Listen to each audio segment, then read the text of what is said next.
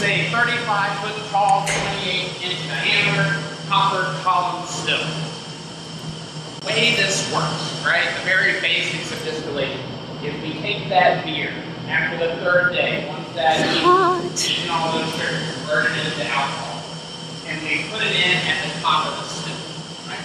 Gravity will start bringing that down towards the bottom. At the same time, we've got steam at the bottom coming up. So, the science behind it is if you've got two or more substances with different boiling points, you can then separate those substances from each other. Alcohol boils at 172.8. Water boils at 212. Therefore, our steam is going to be about 190, 191. Hot enough to evaporate all the alcohol out, not hot enough to touch anything else, so the rest of it continues to fall to the bottom. That part that doesn't evaporate goes back into the sour mash. Right? What doesn't go to the sour mash goes in the tanks out back. Farmers can come up 24 hours a day, hook their trucks up, take that away, use it as feed for their cattle, so none of it ends up going to waste. Right? Now the part that evaporates, that alcohol, we're going to collect that, cool it, condense it back into a liquid. That liquid is called low wine, and it's about 120 proof. We're then going to take that 120 proof low wine and distill it a second time. On the second distillation, though, we're running it through a copper pot still. So you can see that right here on this diagram.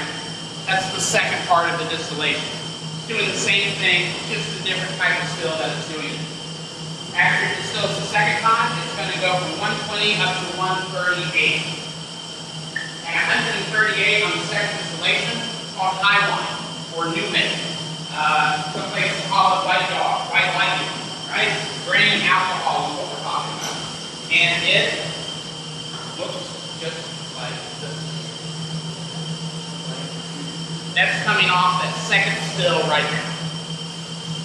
So, one thing that you can do with the new make, right? Now I know we just came from the grain mill, we already know it's corn, rye, and malted barley. But if we didn't, we can still figure that out just based on this. And you do that by putting a little in your hand and you taste it. And it's sweet. So that gives you a pretty good idea there's going to be a good amount of corn in there. That's going to give it that sweet, right? And then when you start smelling it, you can smell the grains come back off of it. And the first one you're going to get is corn. Right? After it starts to evaporate, you get hit with a little bit of peppery corn. That's that rye coming off of it. And then at the very end, once it's all evaporated, it kind of smells nutty, right? Left over on your hands, that's the malted barley that comes off at the very end. Thank you. Okay, this is us. Actually, it's not bad. It's not bad. It's like very corny and it is kind of sweet, right? This point on is what happens inside of that barrel. The color and about 80% of that flavor comes from inside that barrel. Any questions up to this point? All right. Well, let's head on downstairs and we'll go back and we'll check out the barrel. Okay, we were burning up out here at first, but after coming out of that room, I feel like I'm in an air-conditioned loft. Came out here like, woo.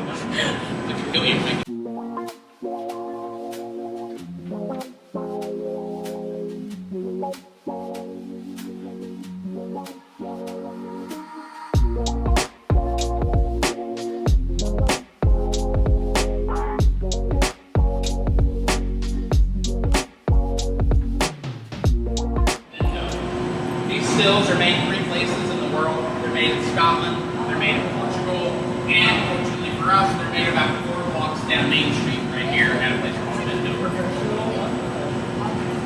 Right. Let's try to head back down this way and go back through the barrel.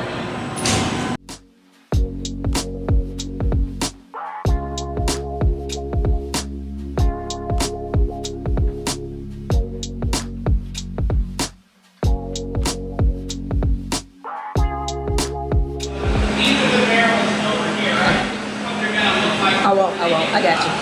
Okay, bye. So here at the very end, we've got that brand new oak before it's ever charred. Right? We get all of our oak from the Ozarks, so right through Missouri. It works out that that white oak happens to have the very best moisture content for aging bourbon in it.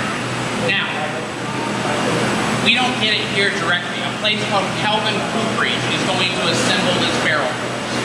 Kelvin Cooperage is located here in town, but they started out in Scotland about 75 years ago making barrels.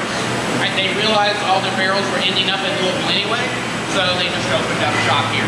But they're still making them the exact same way they were making them 75 years ago in Scotland. They make them by hand, right? They use an all-wood flame. They don't use any propane, they don't use any accelerants, and they don't use any adhesives, right? So it really is a craft, the pure essence of the barrel. The only thing you have is wood, pressure, and metal hoops. So what they're gonna do when they get the barrels, they'll assemble it. When I say assemble, it means they're taking the staves, putting the staves around the hoops. It takes one of their coopers about a minute to do this, right, by hand. It's really impressive to see. If you guys ever get a chance to go to a cooperage, the work they do is intense. They do it very well. After that, they're going to toast the barrel. So, toasting is different than charring. Charring, by law, you have to do. You don't have to toast it, but you're allowed to, so we do it. And the reason why is it primes the wood, brings some of those wood sugars to the surface, and it gives you more depth of flavor. So on toasting, what they're going to do is insert a metal sleeve down the middle, and that flame will come up inside of that sleeve, and it'll bake the wood with indirect heat. And it gives you some additional flavors like marzipan and coconut from that baking process that start to come out of the wood. After they toast it, they take that sleeve out, and they char it, which just means flame directly on the wood. Now we use a level 3 char, which is a lighter char. Typically in bourbon you see either level 3 or level 4, right? Level 3 means it's about a 35-second burn. Level 4 means it's about a 45 to 55-second burn. They both create really good bourbon, they just create different flavor profiles. With the lighter char, we get more of a vanilla, caramel, maple, coffee, some of those flavors from the wood. With a darker char, tends to go oakier, maybe tobacco, leather, some of those, right? Still really great flavors that you associate with bourbon. They're just different, right? After they char it, right, you're gonna put the lids on it. The inside of these are charred as well, right? And that's how they show up to us. You're then going to take that liquid coming off that still, right, at 138 proof. And we're going to proof it down, which just means that we're adding water to it. Same water as before, the local city water, reverse osmosis filter. And we're going to take it down to 124.7. That's going to be our barrel entry proof, right? 120 on the rye. That's what it's going in the barrel. As soon as that goes inside that barrel, hits that jar, like we were talking about earlier, it's bourbon. We're then going to take our barrels out to the rick house to start aging. Our rick house, one of them is right down the road behind Churchill Downs in Shiley. The other ones are out in Henry County. They're going to stay out there anywhere between 5 to 15 years, depending on what we're making. Bourbon usually around 6, rye around 8, cellar and cask strength usually 10 and up. Right? And I say around because some of the barrels are going to be different ages. Depending where they are in the rick house, they're going to age differently. Barrels at the top of the rick house are going to age a lot quicker than barrels at the bottom. Barrels closer to the walls tend to age quicker than barrels in the middle. Right? We've got a lot of different microclimates going on inside the rick house. So you can have two barrels beside each other that age differently depending on the airflow or how often the light hits it if the door opens 30 times a day, right? A lot of different stuff can change that over the years. And as they age differently, they're going to taste different. So that's why we take about 100 barrels at a time and put them together. That's how we're able to create a consistent flavor profile year to year with every batch we do. Kyle and his team are going to go out and taste those barrels. They're going to decide which ones are mature and which ones belong together. He's not necessarily looking for ones that taste similar, but ones that round each other out and create that flavor. Once he chooses those barrels, they come back here and they go back to the barrel dumping. So right back this way.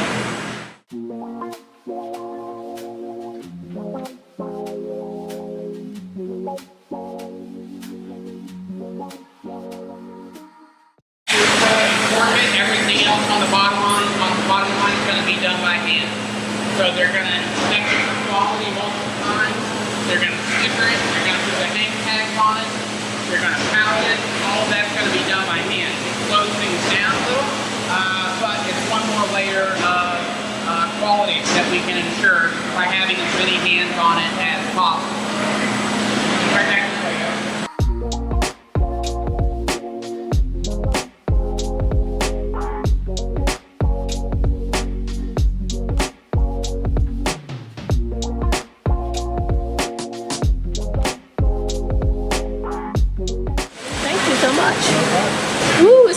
cooler and cooler.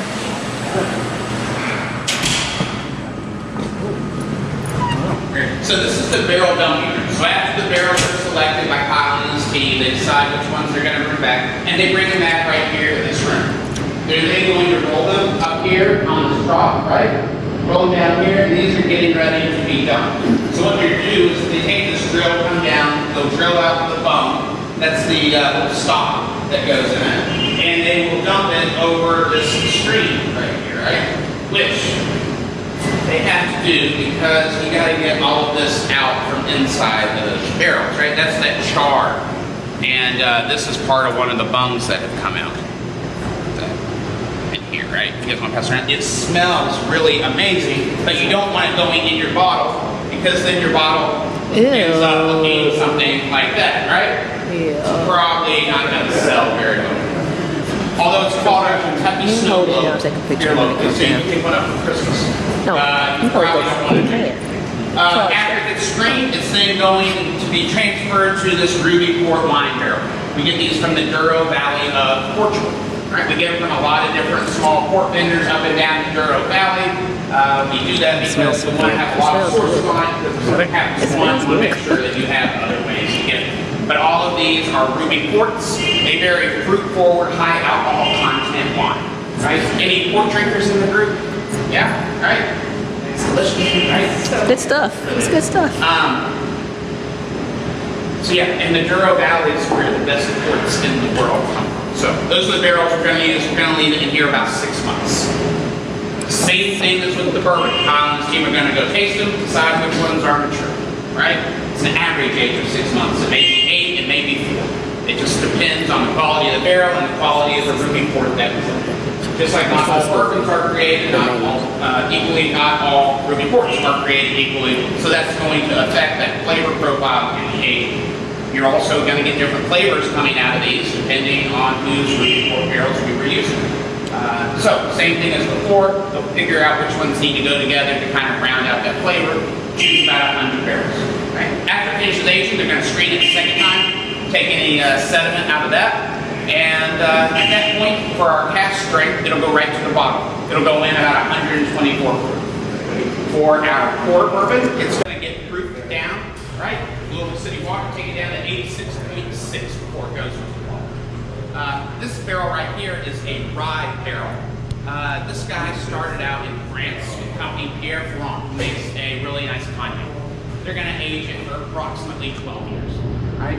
During that time, though, in Barbados, there's a company called Plantation Rum, who makes a 20th anniversary Expo rum. Right? That rum is initially aged in bourbon barrels. After it finishes aging, they load it on a ship to sail it to France. Pierre Ferrand picks it up. They take that cognac out and they put that Barbados Plantation rum in and let it finish in these barrels. After that, we're going to do it. So by the time it shows up on our doorstep, it's somewhere between 15 to 25 years old. And it's had really nice cognac and rum in it. We're then going to put our rye into it and leave it there for somewhere between 12 and 18 months to finish. Right? After that, we're going to take it, we're going to proof it down to 100, and then it's going to go into the bottle. So, you also might notice these are all different sizes, right? Brick houses in Kentucky are designed to hold 53-gallon charred oak barrels. This is no problem. They aren't designed to hold 60-gallon Hungarian oak ruby port wine or approximately 38-gallon French oak cognac casks. They just don't fit in the ribs, right? These fall right through. These don't fit in at all. So we can't keep them there. So we have to keep them somewhere else, which just happens to be through this door.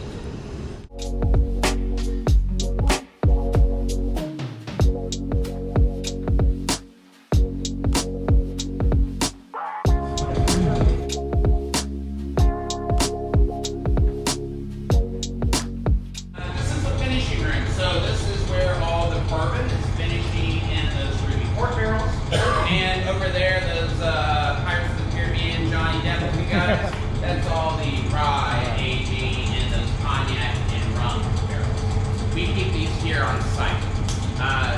Now, at our rick house, right, they won't fit. Now, we've opened some new ones, and we are going to be able to move some out there. We wanted to build our own rick house right next door here.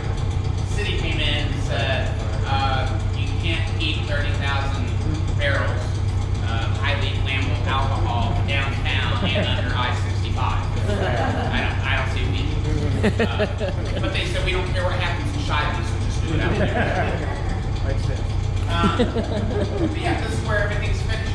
And in a few months, these will be going to the bottle. If you've ever had trouble finding our rye on the shelf, we were wondering why you didn't get a sample of the rye when you were downstairs.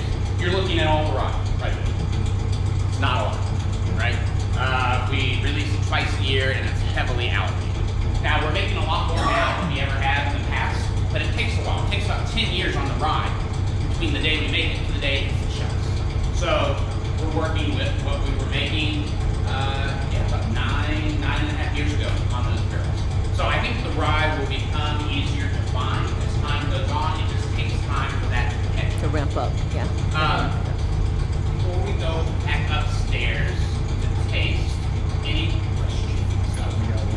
We've used these barrels. What's up? You used these barrels once? So on these barrels, right, not the same wall as on the charred oak. Charred oak we can use once done. They go to dupers. These, we're limited by the amount of flavor we can get from them. It turns out to be about 3 uses. It depends on the barrel. Again, not all barrels are created equal. Maybe 2, maybe 4, but it's usually about 3 on these. Usually more like 2 on those. After these finish, they go back to the cooperage and they either refurbish them if they can be refurbished, and they, who knows where they go after that. It's up to the cooperage. If they can't, they go back to the kiln at the cooperage, used as firewood, and charring the next barrels. So it's kind of cool. Everybody in their life sacrificing themselves for the next barrel to come through. How many bottles of the cash drink you put out? Did we put out? Yeah. I think we did. I'd say it's pretty small. Yeah. We often it's around 10. So it's around. Would you like to do it? Why don't you do it? Oh, Yeah. come on. Yes, make Jamila do No, it. come on. I think you need I to say start Jamila should do it. explaining. Sign? Oh, good. So the sign that was out here. Okay. If anybody took a picture, What she see. does that. Is everybody familiar with the angel share? Yeah. All right. So in Kentucky, we lose about 3 to 5% a year to the angel share. It's the part that evaporates. Right. So after 10 years, you lose about half a Gotta year. get out of your way. Pretty much. Now you're taxed on what went into the barrel, not what comes out. So that's an expensive angel share. So that's why they call it angel share. Right. So what actually makes it into the bottles is the angel's in. Which are right. So the angel's in here. Right. That's All right. Let's head up.